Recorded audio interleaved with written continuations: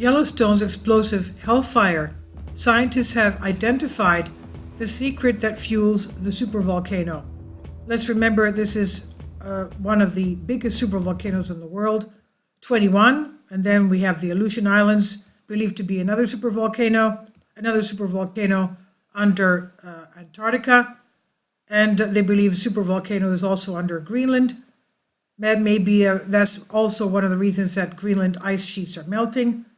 Let's take a look at the magma plume that originates under Baja California, and we're going to see the recent images of this.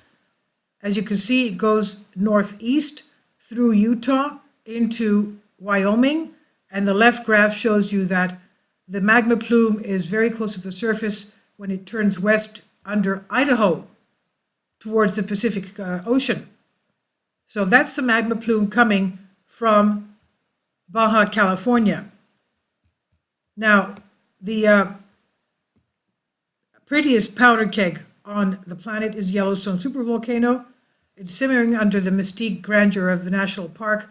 It adorns the fearsome caldera, and it has 60% of the world's geysers, 10,000 hydrothermal areas.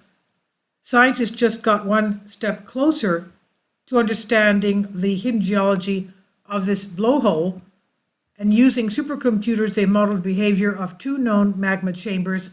They're concealed beneath the surface of Yellowstone.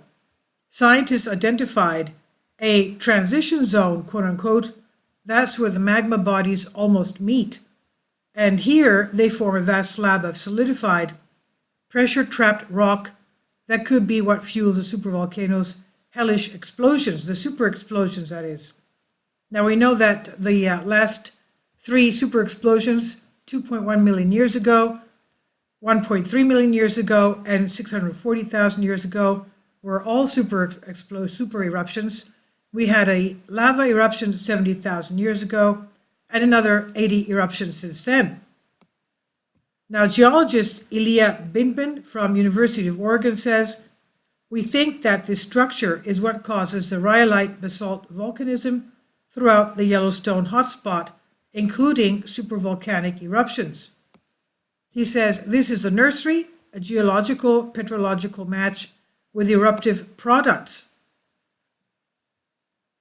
Bindman and his team detected this naturally occurring munitions dump, quote unquote, underground by running simulations based on recent research from scientists at the University of Utah, and they used seismic imaging to detect not just one, but two gargantuan magma chambers buried within the crust of Yellowstone caldera.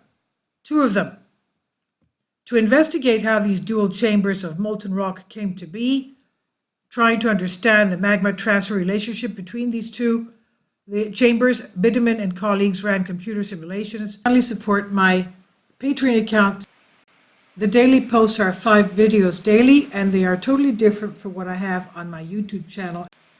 Thank you so much for your support and that you find all my content so interesting. You'll find the Patreon account details in the description box.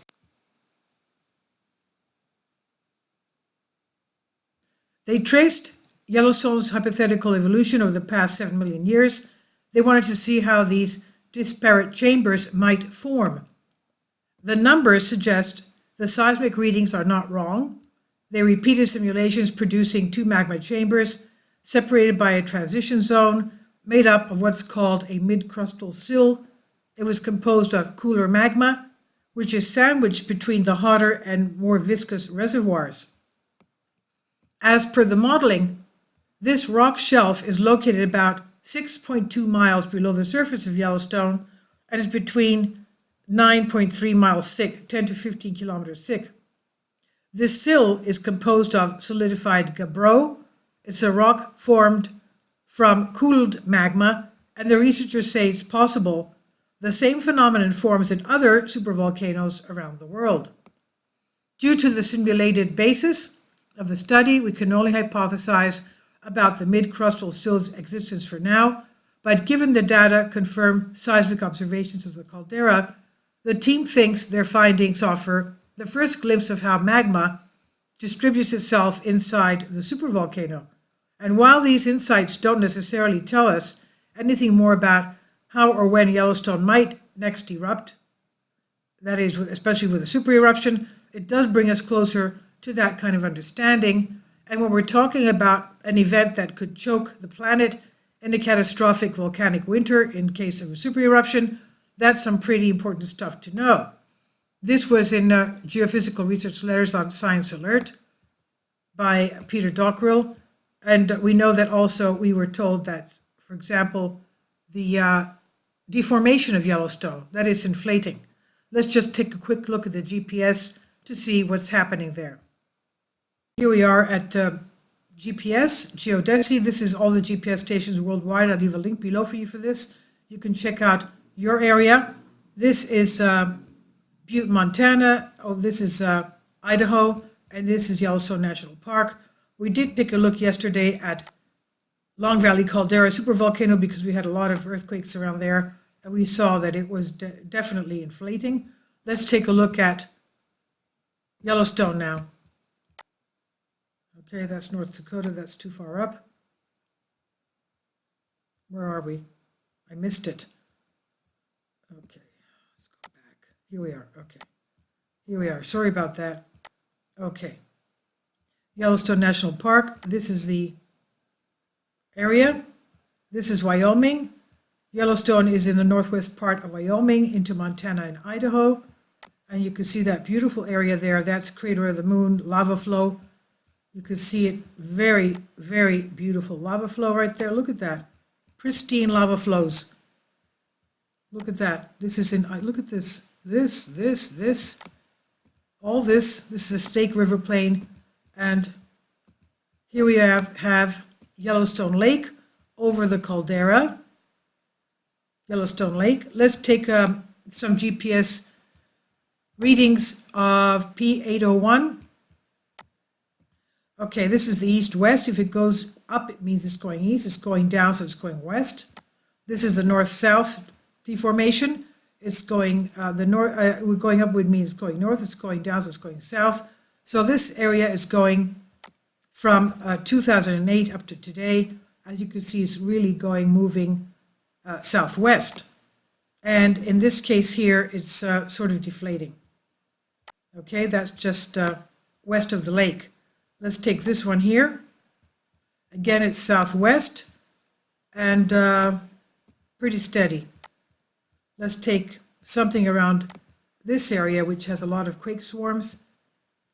This is Hebgen Lake right there, as you can see. Let's take Hebgen Lake. That's the one that had the 1959 7.3 earthquake. That is really inflating. That is going southwest, and it's really inflating. That is inflating. This is where we have most of our earthquake swarms. Let's take another one here, this one here, HRSB. That's not a good one. Let's take one north of the lake, well, just over the caldera, right there. That is, again, southwest, and it's sort of steady to deflating. And let's take one around this area here. Southwest. It's not a good reading, though. And that's inflating. Let's take one around north of that, around Montana. P460. And that's a little bit of inflation right there. But we see that most of the inflation is around Hebgen Lake and around the southwest area, northwest area, where we have a lot of quake swarms. That's inflating there too. So this is what's happening in Yellowstone. It's inflating. It's heading southwest this way, and it's inflating. So all of you there, please be careful. We know that lately they've had a lot of visitors there. One of my latest Yellowstone live cam videos showed that there were even bison there in the Upper Geyser Basin. Even people walking around the pathways with a herd of bison trying to forage under the snow, which was light snow. Okay, leave your comments. Thank you for your support, and I wish all of you a very happy and healthy new year. Thank you.